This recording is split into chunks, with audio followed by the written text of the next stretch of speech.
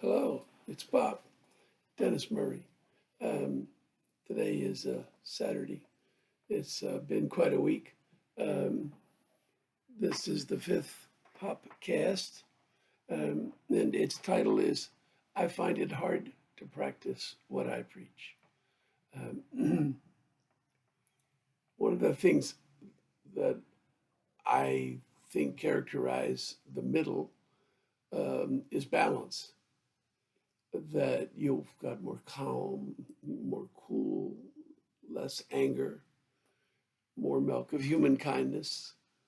Doesn't mean you're a milk toast, but you have more of those than you may have had before. They come with your increased appreciation of others.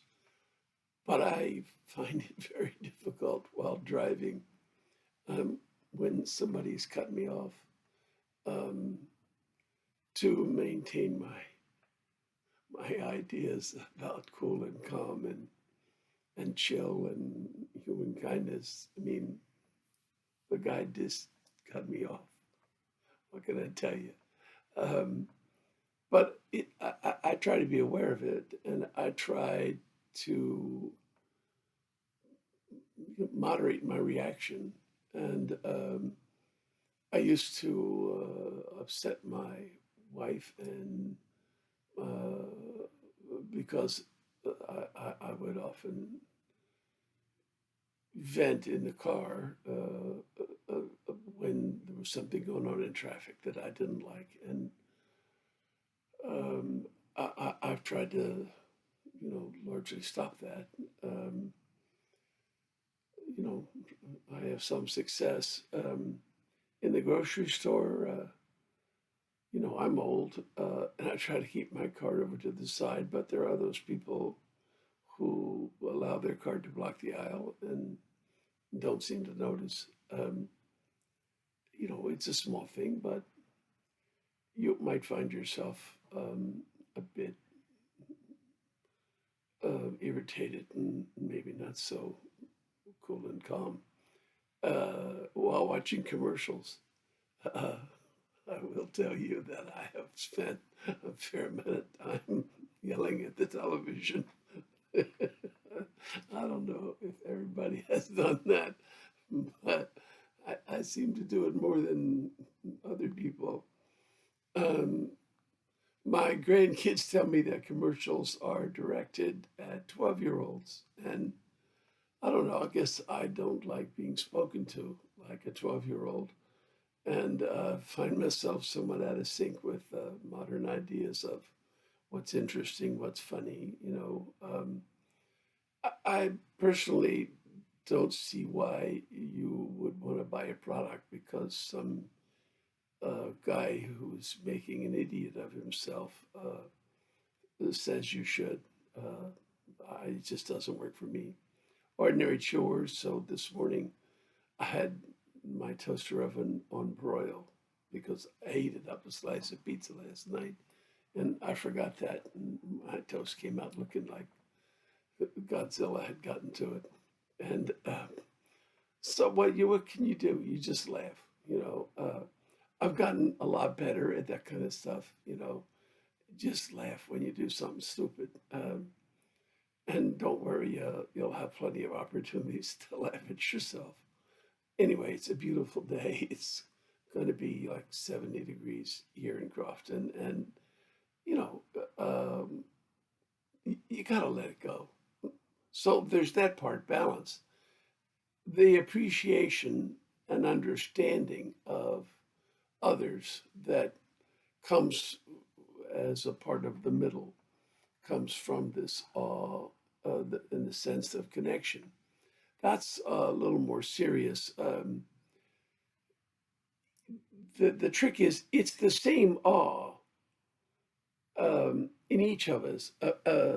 And I say that, as I'm offering it as a factual statement about our psychology, because there seems to be an increasing amount of respected writers supporting that posture that our psychology has evolved and it has certain features that we're all born with. And one of those features seems to be this experience of awe, this sense of oneness that gives us a connection to the world, to our own interior selves, and to each other. But each of us interprets the experience of awe from the filter of our own personality, our own experiences, our culture, our circumstances, our gender, um, our age, um, so that some people, for example, in the field of religion, are immediately going to take this sense of awe and, and give it a name and create a religion. Um, and who can blame them? Because it's a mystical and therefore spiritual experience, and it involves our gratitude for the gift of life, and we're accustomed as humans to having givers when there's a gift. So, of course, the only kind of giver we can imagine is a person. So, understandably, the vast majority of mankind, for as far back as we can tell, has personified this experience, given it a name, and created a religion around it. The, and that's fine. I mean, this, you know, what's wrong with that? Um, it's almost compelling from the strength of the experience of awe that people would do this. Um, there is a point of view that you it's possible that the awe is not a person, but we don't really understand what it could be if it's not a person. So you're going into a kind of mysticism that's really not very appealing to a great majority of people. Uh, I, uh, I can sympathize with that as well. Um, the only thing I feel about this whole issue of personification of the awe is to see the difference. So we all have the experience of the awe. Some of us personify it in a whole variety of ways, but the experience is still different. So that we can see what we all share the experience of the awe, even though we create quite different religions arising from that experience. The benefit of this would be that our religions are less frightening to us when they're quite different, and the same with cultural aspects that have religious quality to them. Uh, Matters, for example, the role of women in society, and um, a lot of things concerning sex and sexuality, marriage, homosexuality. These things are all deeply connected to religion, and our attitudes and ideas of them are fairly different um, in different times and places, and amongst different parts of the world and in different religions. And it's because of two parts. First, there's the awe, and then there's our interpretation. So that's going to be quite different. But also, we can drift away from the experience of the awe, or we can stay closer to it. If we're drifting away from it, then we take the words and phrases that we've used to describe the awe and we begin to worship those. And in time, we may lose a lot of the subtlety, the richness, the um, incredible uh, power uh, to inspire and to help you through the toughest times that the experience of the awe itself gives. So, naturally, some religions or some people in a particular religion may have become somewhat bound up in stone and have lost much of the contact with the original mysterious awe. And others may stay quite freshly connected to it. That book I talked about the other day from Common Sense Spirituality, that guy is staying very connected to the awe.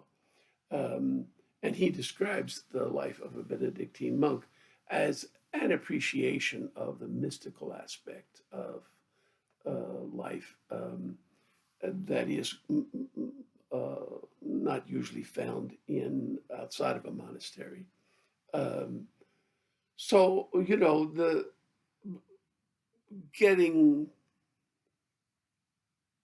from looking around the world from the middle, you then realize that, oh, well, his religion is quite different from mine. Um, his attitudes towards sex and sexuality or homosexuality or politics are quite different from mine. But you can see that that's an honest thing, um, that what we really want from him is, have you turned towards others or have you turned against? Um, if you are attempting to respond to the awe by turning towards others, then the rest is a matter of difference, but not an important difference. The important difference is, are you turning towards others as your response or are you turning against? I mean, we have free will. We can decline to pay attention to the awe inside us, or we can refuse it. Um, and we can decline to feel the call towards each other that this awe gives us, or we can refuse it. Um, or, of course, we can hear the call and try to live by it. Um, it's our free choice. If we didn't see plenty of people actually choosing against, then there wouldn't be a free choice. If everybody chose for, then we'd have a little personal moral merit in this important decision in life. Because we can choose against, though we're led strongly to choose for, but we can refuse and we can choose against. So we have morality in life. And so what we want from others is, are you choosing for? And if you're choosing for, then the details of how your circumstances, your mind and your heart and your soul filtered the experience of awe, it doesn't really matter. Um, so I do want to make special mention, though, of politics because I unfortunately have offended in that field more than in any other. I've long had tolerance and acceptance of people's religious differences, um, and but I have suffered from a kind of intellectual arrogance much of my life. Um, I was reasonably, smart as a kid, and my parents put me in schools for smart people, and I gained an appreciation of intellectual activity. And unfortunately, my take on what I was being taught was that the last thing we added to our evolution was this kind of logical, analytical ability of high intelligence, and the kind that allows us to build rocket ships and to imagine the universe and its history in a more analytical way, to take things apart and examine their pieces and put them back together and gain a better understanding of how they work. Well, so that was the last thing added, but it doesn't make it the most important thing. And I came away from my education with the belief that it was the most important thing. And I was told, okay, well, you're pretty smart, and being smart is what really counts. So, what's to do? I mean, it's already my, everything's hunky dory. What's the problem? Um, just go through life already a winner. And that didn't actually work all that well in my marriage. And my wife has practical common sense, and she saved my butt. I mean, in order to have a fruitful relation with her that persisted over all these decades, I had to discover what was wrong with me. And what was wrong with me was intellectual arrogance. I really did believe this take, which I hope my teachers weren't intending, but I fear that they were, that this analytical intelligence is the most important thing about humanity. Um, and I had to learn why common sense is of value and how you get some of it. And from that, I learned to have more respect for it. And in recent years, really, not much before that, uh, maybe, I realized that my intellectual arrogance was really in the way, and it was very unjustified. The, uh, as I see it, the important thing is, are you turning towards or away from people? And not even so much how you are trying to live that way, but whether you're trying to live that way. And not, the important thing is not how smart you are. Being smart on the part of some people is useful for society. That's why that evolved in us and continues in us. If smart people appreciate that there's a root deep in them that is intuitive, um, and that common sense comes first from that root and allows us to um, figure out what's worth, that life is worth living, and how one lives a life that you will find a well-lived life when you get older. Um, and that intellect is then an added feature of some of us that can be quite useful to all of us when used in that way. But for me, it had been the case for a long time that I was sneeringly dismissive of people who weren't gifted with logical but analytical intellect. And I think that everyone around me could sense that.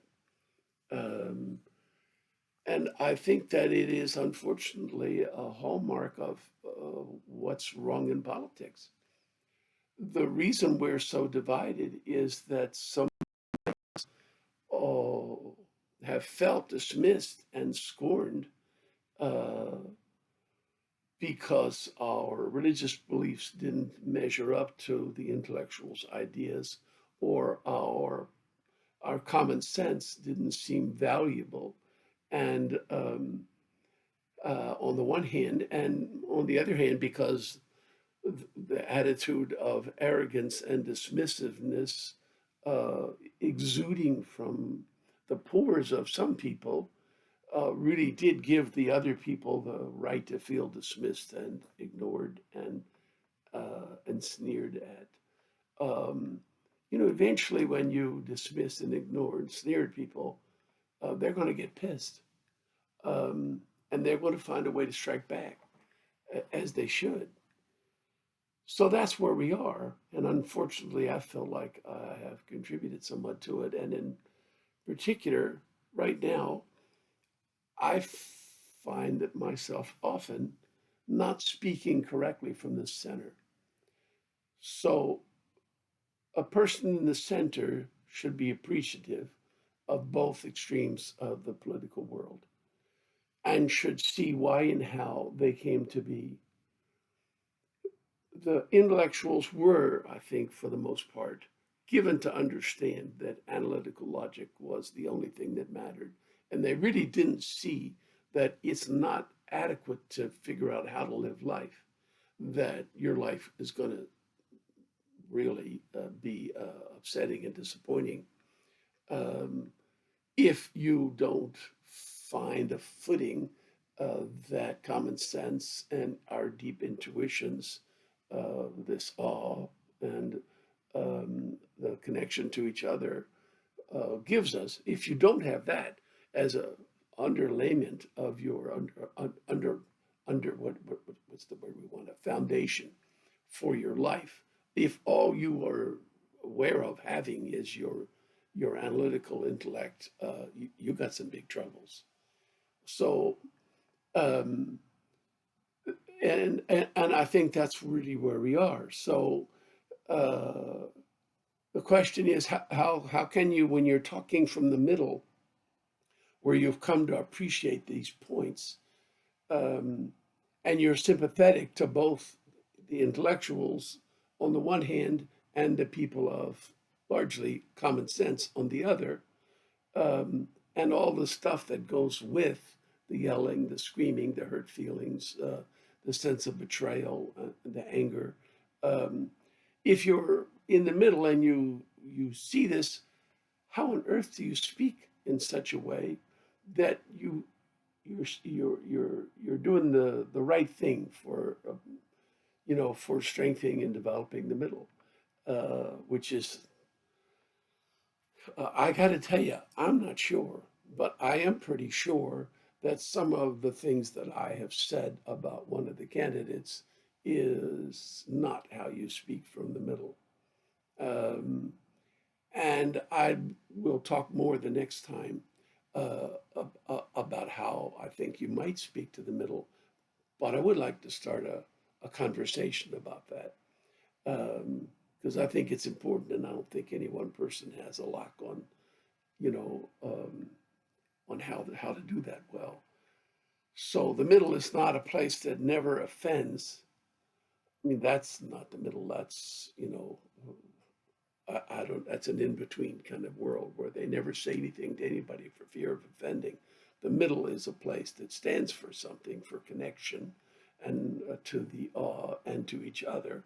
And so when someone appears to a person in the middle, to be attempting to harm our sense of connection, then it's appropriate to speak about it, but in a way that respects how that could have come about and why you think that it would be better if they were to come to a greater appreciation of our sense of connectedness to each other and of the awe. And I just don't think it's going to be easy. And I confess as a sinner in that matter. Um, okay, so once again, I've broken a new time record. I really do would like to speak for 7 or 10 minutes. And um, if only Gail were here to look over my shoulder and go, humph, after about 10 minutes. Okay, bye bye. Next time.